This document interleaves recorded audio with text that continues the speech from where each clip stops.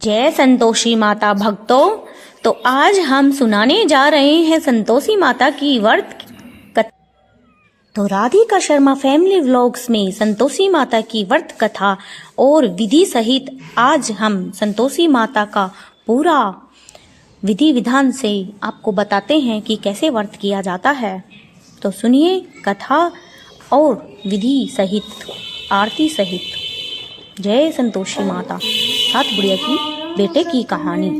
स्वीकार करो माँ, मझधार में है नैया, बेड़ा पार करो माँ। हे माँ संतोषी मैया। जय संतोषी माता। तो हम सुनाने जा रहे हैं संतोषी माता की व्रत कथा। सुनिए सभी।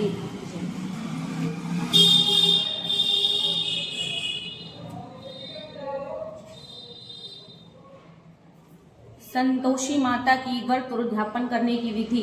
संतोषी माता का व्रत शुक्रवार के दिन किया जाता है, इसी कारण इस व्रत को शुक्रवार का व्रत भी कहते हैं। इस व्रत में शुक्रवार के दिन प्राप्त ही स्नान आदि से निवृत्त हो ले, फिर अपने घर के पूजा स्थान निकट भूमि को स्वच्छ कर ले, फिर वहां लकड़ी का पटरा रखकर उस पर लाल कपड़ा बिछाकर उस पर संतोषी माता का चित्र रखकर दीपक जलाए। चित्र के आगे भूमि पर तांबे के लोटे या कलश में जल भरकर रखे, उसके ऊपर एक कटोरी गुड़ और चने, भुने हुए चने रख दे। गुड़ और चने सदल सवाया ही ले, यानी सवा आने या सवा रुपये, सवा 5 रुपये या सवा 11 रुपये का। यदि गुड़ चने घर में उपलब्ध हो तो वहीं ले ले, बाजार से लाने की जरूरत नहीं है। इस बारे में कोई विचार न करे, क्योंकि माता केवल भावना की भूखी होती है। सभी भक्तगण बैठ जाए और अपनी सीधे दाहिने हाथ में जरा सा गुड़ और चना ले ले।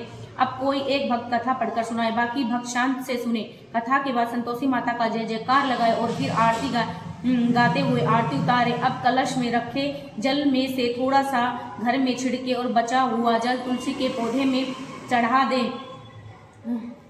अपने हाथ में रखा गुड़ चना गौ माता को खिला दे। एक कटोरी में रखा हुआ गुड़ चना प्रसाद के रूप में भक्तों को बांट दे, स्वयं भी ग्रहण करे। इस व्रत में केवल एक ही समय दोपहर के बाद भोजन किया जाता है। भोजन में शाकाहारी होना चाहिए। इस दिन कोई खटाई वाली वस्तु नहीं खानी चाहिए। उद्यापन विधि। जितने शुक्रवार तक व्रत करने का संकल्प लिया हो वह समय पूरा होने पर उद्यापन करे। यदि किसी व्यक्ति का कार्य होने की मन्नत मांगी हो और वह कार्य सिद्ध हो जाने पर उद्यापन करे। उद्यापन भी शुक्रवार को ही करे। उद्यापन में 2.5 सेर खाजा, मोहन वाली पूड़ी, खीर, चने आदि का साग बनाए। फिर अन्य शुक्रवारों की तरह कथा करके नारियल फोड़े। फिर भक्त सामग्री का माता को भोग लगाए। फिर 8 लड़कों को बुलाकर उनके भोजन कराए। देवर जेठ या घर कुटुंब के लड़के मिल जाए तो उन्हें बुलाए, अन्यथा रिश्तेदार, पड़ोसियों या ब्राह्मणों के लड़के बुलाए। भोजन के बाद उन्हें दक्षिणा दे। दक्षिणा में रुपया न देकर कोई फल दे। इस दिन भी न तो कोई व्रत करने वाला खटाई खाए और न ही घर में खटाई की कोई वस्तु बनाए। इस प्रकार व्रत करने पर संतोषी माता प्रसन्न होकर समस्त मनोकामनाओं को पूर्ण करती है और अपने भक्तों का कल्याण करती है। अब संतोषी माता की व्रत कथा।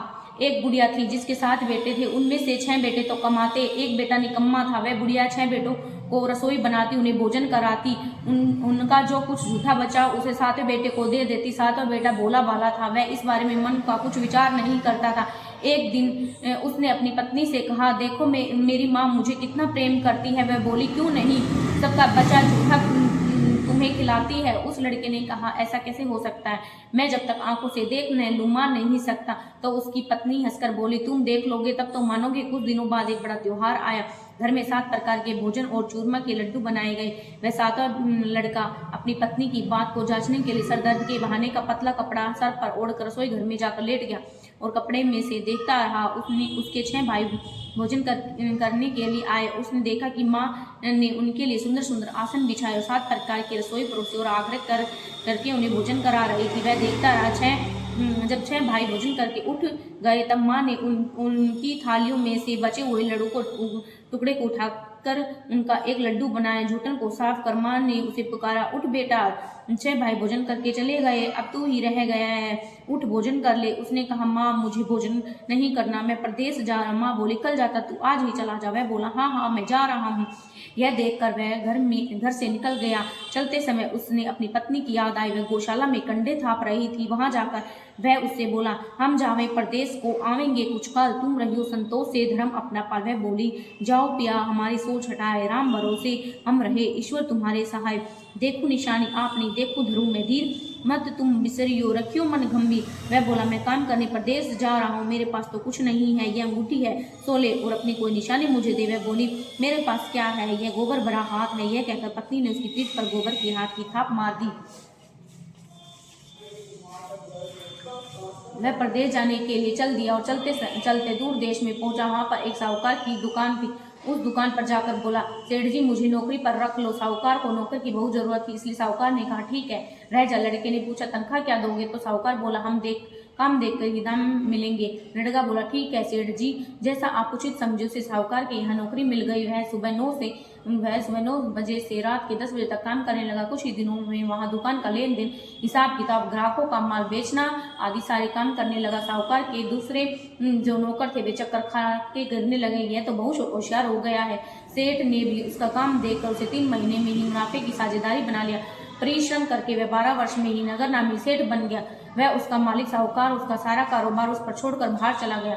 इधर उसकी पत्नी पर क्या बीतती है वह सुनो। सास ससुर उसे दुख देने लगे, उसे गृहस्थी का सारा काम करवाकर उसे लकड़ी लेने जंगल में भेज देते। इस बीच घर की रोटियों के आटे से निकलने वाली भूसे की रोटी बनाकर उसके लिए रख दी जाती थी और फूटे नारियल के कोपड़े में पानी दिया जाता था। इस तरह उसके दिन बीत रहे थे। एक दिन जब वह जंगल में लकड़ी लेने जा रही थी तब उसने रास्ते में बहुत सी स्त्रियों को संतोषी माता का व्रत करते हुए देखा। वह वहां खड़ी होकर सुनकर पूछने लगी बहनों यह तुम किस देवता का व्रत कर रही हो, इसे करने से क्या फल मिलता है, इस व्रत की करने की क्या विधि है। यदि तुम इस व्रत का विधि विधान मुझे समझाते हुए कहोगी तो मैं तुम्हारा बहुत एहसान मानूंगी। उनमें से एक स्त्री ने कहा सुनो बहन, यह संतोषी माता का व्रत है। इस व्रत करने से निर्धनता दरिद्रता का नाश होकर घर में लक्ष्मी आती है, मन की चिंताएं दूर होती है, घर में सुख होता है, जिससे मन में प्रसन्नता और शांति मिलती है। पुत्रहीन को पुत्र मिलता है, प्रेतम बाहर गया हो तो वह जल्दी लौट आता है, कुंवारी कन्या को मन पसंद वर मिलता है, राज दरबार में बहुत दिनों से मुकदमा चल रहा है तो वह खत्म हो जाता है, क्लैश क्लैश दूर होता है, हर तरह की सुख शांति होती है, घर में धन जमा होता है, धन जायदाद का लाभ होता है और मन में जो भी कुछ कामना है वह संतोषी माता की कृपा से पूरी हो जाती है। इसमें कोई संदेह नहीं। वह पूछने लगे यह व्रत कैसे किया जाता है, यह भी बता दो, बड़ी कृपा होगी। वह स्त्री बोली बिना किसी परेशानी के श्रद्धा और प्रेम पूर्वक जितना भी हो सके प्रसाद लेना, 100 रुपये से 5 रुपये तक अथवा इससे भी ज्यादा शक्ति और भक्ति के अनुसार गुड़ और चने ले। हर शुक्रवार को निराहार रहकर बिना कुछ खाए कथा सुनना, बीच में क्रम नहीं टूटना चाहिए, लगातार नियम का पालन करना, सुनने वाले का कोई न मिले तो घी का दीपक जलाकर उसके आगे जल पात्र को रखकर कथा कहना, लेकिन नियम नहीं टूटना चाहिए। तब तक कार्य सिद्ध न हो जाए नियम का पालन करता रहना चाहिए। कार्य सिद्ध हो जाने पर व्रत का उद्यापन करना, 3 महीने में माता पूरा फल प्रदान करती है। यदि किसी व्यक्ति के खोटे ग्रह हो तो माता 1 वर्ष में कार्य को अवश्य ही सिद्ध कर देती है। कार्य सिद्ध हो जाने पर ही उद्यापन करना चाहिए। बीच में नहीं, उद्यापन में 2.5 सेर आटे का खाजा, इसी मात्रा के अनुसार खीर और चने का साग बनाना, 8 लड़कों को भोजन कराना, मिल सके तो देवर जेठ भाई बंधु कुटुंब के लड़के बुलाना, यदि न मिले तो रिश्तेदार और पड़ोसियों के लड़कों को बुलाना, उन्हें भोजन कराकर यथाशक्ति दक्षिणा देकर माता का नियम पूरा करना। उस दिन कोई खटाई न खाए।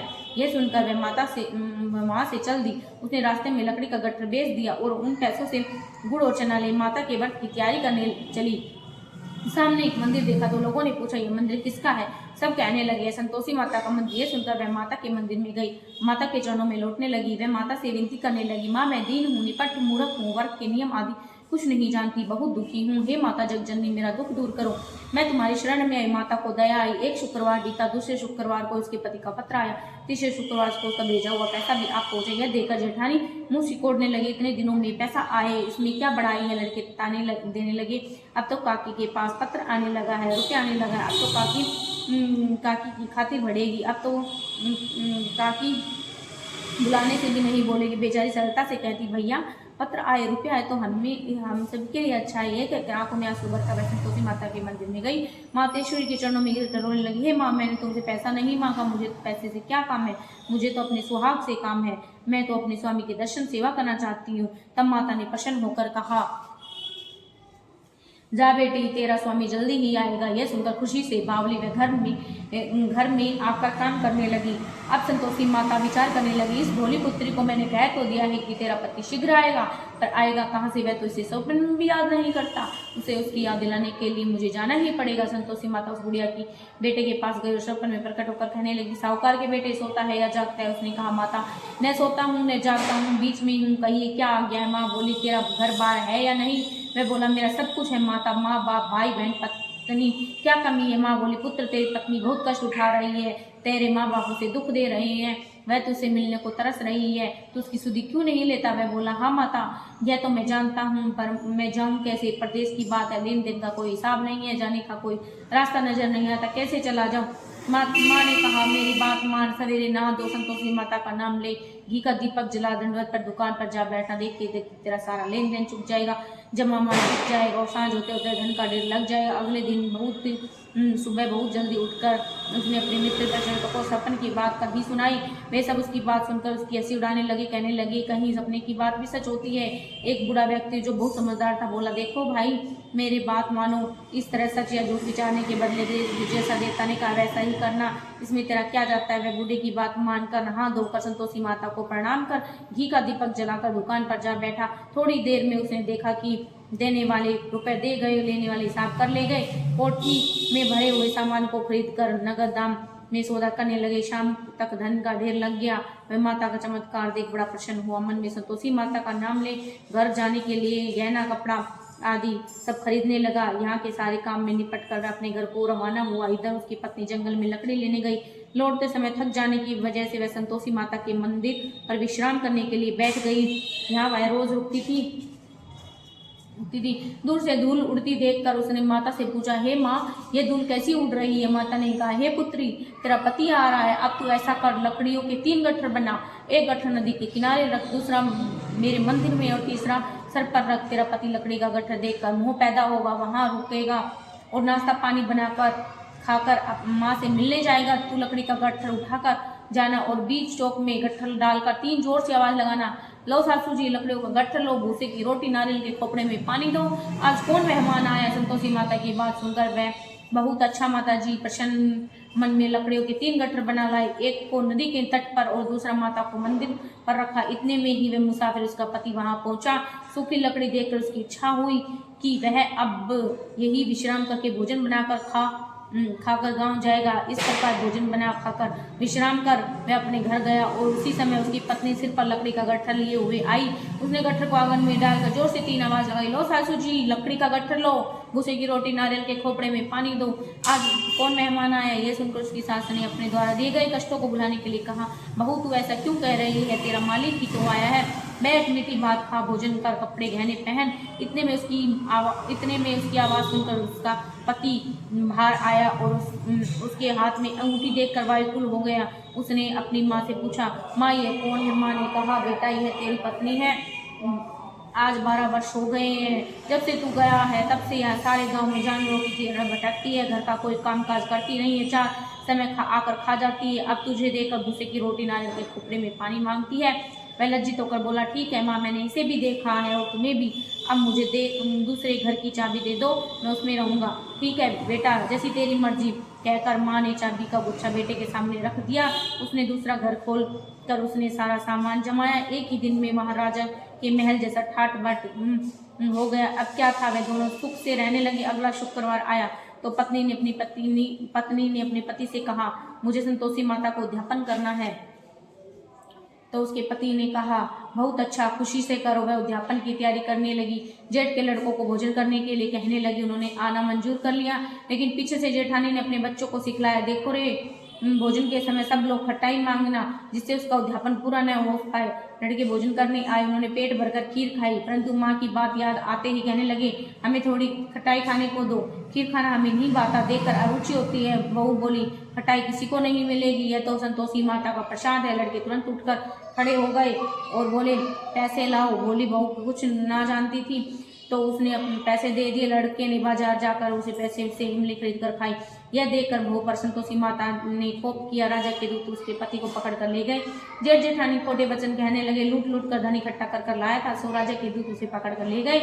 अब सब मालूम हो जाएगा और जब जेल की हवा खाएगा। बहू से ये वचन सहन नहीं हुए। वह संतोषी माता के मंदिर में जाकर कहने लगी, माता तुमने ये क्या किया, हंसाकर अब क्यों रुलाने लगी। माता बोली, पुत्री तूने उद्यापन करके मेरा व्रत भंग कर दिया है, इतनी जल्दी सारी बातें भूला दी।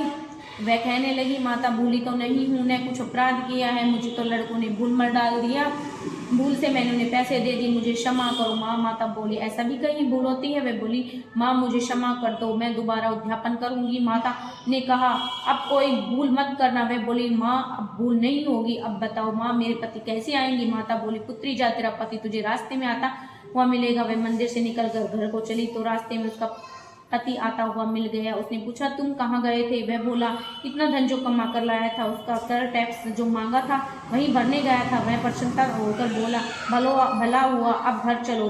फिर अगला शुक्रवार आया। वह बोली, मुझे संतोषी माता का उद्यापन करना है। पति ने कहा, ठीक है करो। वह फिर जेठ के लड़कों से भोजन के लिए कहने लगी। जेठानी ने उसे एक दो बातें सुनाई और लड़कों को सिखा दिया कि तुम पहले खटाई मांगना। लड़के भोजन करने गए, परंतु भोजन करने से पहले कहने लगे, हमें खीर खाना नहीं भाता, जी बिगड़ता है, थोड़ी खटाई खाने को दो। बहू बोली, खटाई खाने को नहीं मिलेगी, खाना है तो खाओ। लड़के उसका चल गए। उसने ब्राह्मणों के लड़कों को बुलाकर भोजन कराया, यथाशक्ति दक्षिणा के रूप में एक उन्हें फल दिया। इससे संतोषी माता प्रसन्न हुई। माता की कृपा से 9 महीने बाद उसे चंद्रमा के समान सुंदर पुत्र की प्राप्ति हुई। वह पुत्र को लेकर प्रतिदिन संतोषी माता के मंदिर में जाती। माता ने सोचा, वह रोज आती है, आज क्यों न मैं उसके घर चलूं, उसका आसरा देखूं तो सही। यह विचार कर माता ने भयानक रूप बनाया। गुड़ और चने से सना हुआ मुंह, ऊपर से सूर्य के समान और उस पर मक्खियां भिनभिना रही थी। माता के दहलीज पर पांव रखते ही उसकी सास जोर से चिल्लाई, देखो रे, कोई चुड़ैल डाकनी चली आ रही है, लड़कों से भगाओ नहीं तो यह सबको खा जाएगी। लड़के डरने लगे, चिल्लाकर खिड़कियां बंद करने लगे। बहू रोशनदान से देख रही थी। वह प्रसन्नता से पागल होकर चिल्लाने लगी, आज मेरी संतोषी माता मेरे घर आई है। यह कहकर उसे दूध पीते बच्चों को ने भी गोद से हटा दिया। इस प्रकार उसकी सास क्रोध होकर बोली, मरी रानी से देखकर कैसी उतावली हो गई है, जो बच्चे को पटक दिया। इतने में माता के प्रताप से लड़के ही लड़के नजर आने लगे। बहू बोली, माँ जी, मैंने जिसका व्रत करती हूँ वह संतोषी माता है। इतना कहकर उसने तुरंत घर के सारे किवाड़ खोल दिए। सभी माता के चरण पकड़कर विनती करते हुए कहने लगे, हे माता, हम मूर्ख है, अज्ञानी हैं, हम तुम्हारी व्रत की विधि नहीं जानते, तुम्हारा व्रत भंग करके हमने बहुत बड़ा अपराध किया है। हे माता, आप हमारे अपराधों को क्षमा करो। इस प्रकार संतोषी माता प्रसन्न हुई। हे माता, आपने बहू को जैसा फल दिया वैसा सबको देना। जो भी यह कथा पढ़े या सुने सबका मनोरथ पूर्ण हो। बोलो संतोषी माता की जय।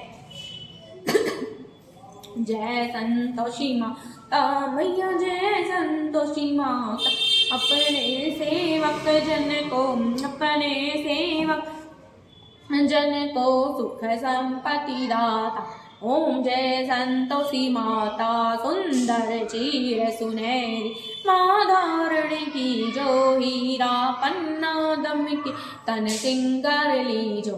ओम जय संतोषी माता, गेरू लाल छटा छवि, वंदन कमल सोए, मंद हस्त करुणा, त्रिभुवन जन मोहि। ओम जय संतोषी माता, स्वर्ण सिंहासन बैठी, चवर डूरे प्यारे, धूप दीप मधुमेवा, भोग धरे न्याय। ओम जय संतोषी माता, गुड़ अरुचना परंती, तामे संतोष कियो, संतोषी कहला भगतन भव्य दियो। ओम जय संतोषी माता, शुक्रवार प्रिय मानत, आज दिवस सोई भक्त मंडल, आई कथा सुनत मोहि। ओम जय संतोषी माता, मंदिर जगमग ज्योति, मंगल धवनी छाय, विनय करे हम बालक, चरणन सिर नाय। ओम जय संतोषी माता भक्ति भाव में पूजा अगर किरत की जो मन बसे हमारे इच्छा फल दीजो। ओम जय संतोषी माता दुख दृढ़ रोगी संकट मुक्त कियो बहुधन्य धान्य सुख सौभाग्य दी। ओम जय संतोषी माता ध्यान धरो जानो तेरो मन वांछित फल पायो पूजा कथा श्रवण कर गए आनंद आय।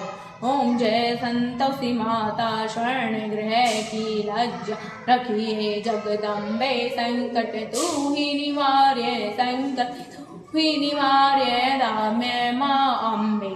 ओम जय संतोषी माता संतोषी माँ की आरती जो कोई नर गावे रिद्धि सिद्धि सुख संपत्ति भर के पावे। ओम जय संतोषी माता बोलो संतोषी माता की जय।